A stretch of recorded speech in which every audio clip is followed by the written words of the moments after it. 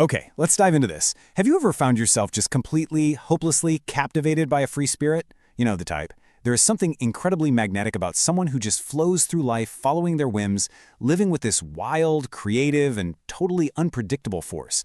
But here's the fundamental paradox of human nature that we run into time and time again in this explainer. We are naturally drawn to that untamed energy, right?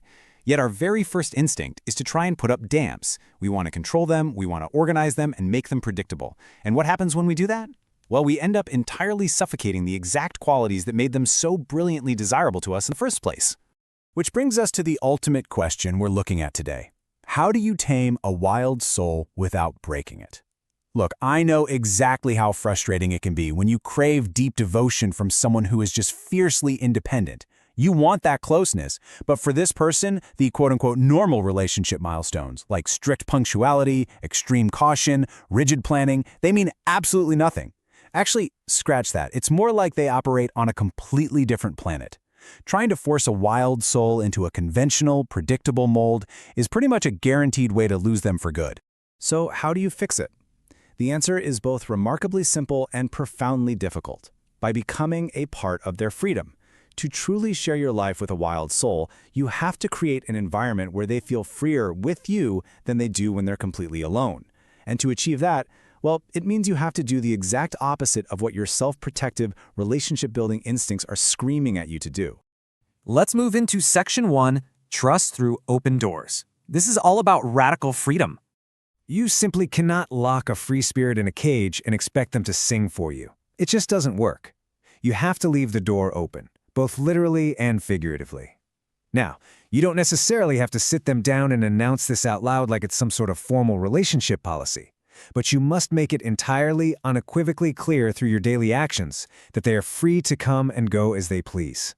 It sounds terrifying, doesn't it? But giving them that absolute space without laying on a guilt trip for taking it is literally the only way to build fundamental, rock-solid trust with them. Moving right along to Section 2, Boundaries Without Chains. Here, we're shifting from rules to consequences. Now, what's really interesting about this slide is the imagery. Acknowledging that letting go is scary is perfectly fine. But remember this, restrictions are like chains and will send this wild horse running for the horizon. Seriously, let that image sink in for a second. If you sit a free spirit down and hand them a list of strict, rigid rules, their immediate gut-level instinct is going to be to bolt.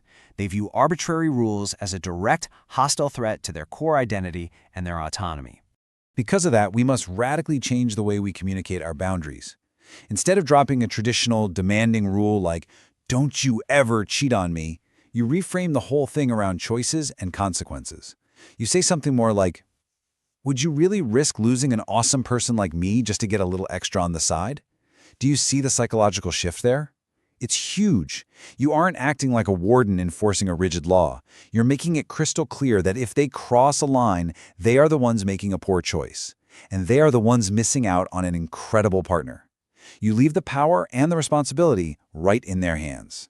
And to manage those boundaries effectively, you really need to know what actually matters to you. Out of priorities like commitment, respect, honesty, or passion, I want you to narrow this list down to your top 2 or 3 absolute must-haves. Why? Because a free spirit is not going to go out of their way to meet your every single need right off the bat.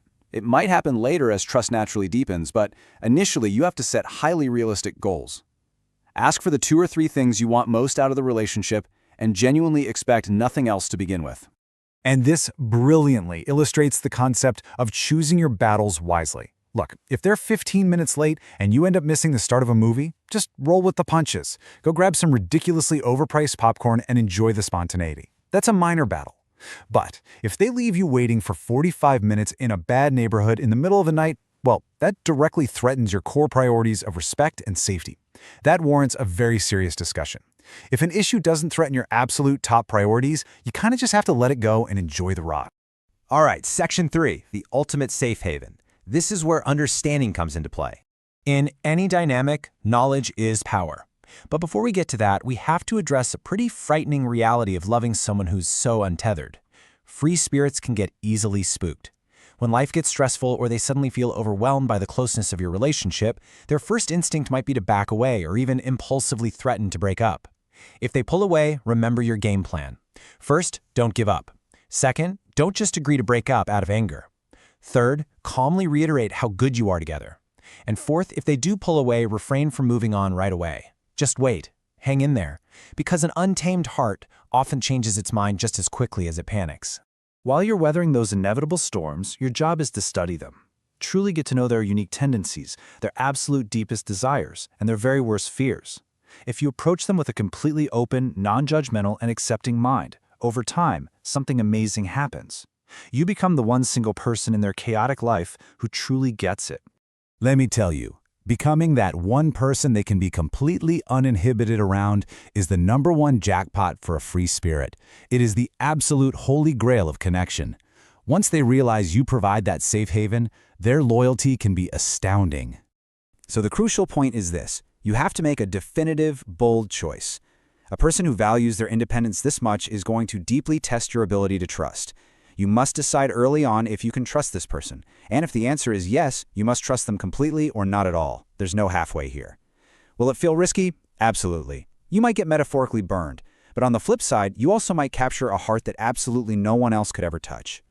Finally, Section 4. Cultivate your own freedom. Time to mirror that independence.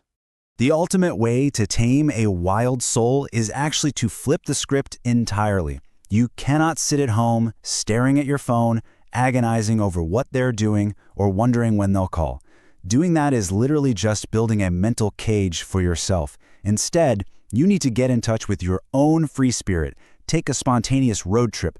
Go visit an old friend you haven't seen in years. Go watch a movie by yourself. Try a bizarre new kind of food, even if it ends up being terrible. Go out and boldly reclaim your own independence. When you do this, you stop being an anchor trying to tie them down, and you become a fellow partner in adventure. They'll respect you immensely for it, and they'll feel this magnetic sense of kinship when you both come home and recount your separate adventures. Let's move to and see how this builds to one final, non-negotiable demand: complete acceptance. Without total acceptance of exactly who they are, a free-spirited person will constantly feel like their freedom is under assault. Being too demanding or acting compulsive literally just gives them the creeps. You have to realize that their fierce independence isn't just some quirky hurdle to be tolerated. It is a beautiful, defining trait that must be actively appreciated and celebrated. Which leaves you with one final question to ask yourself as we wrap up this explainer.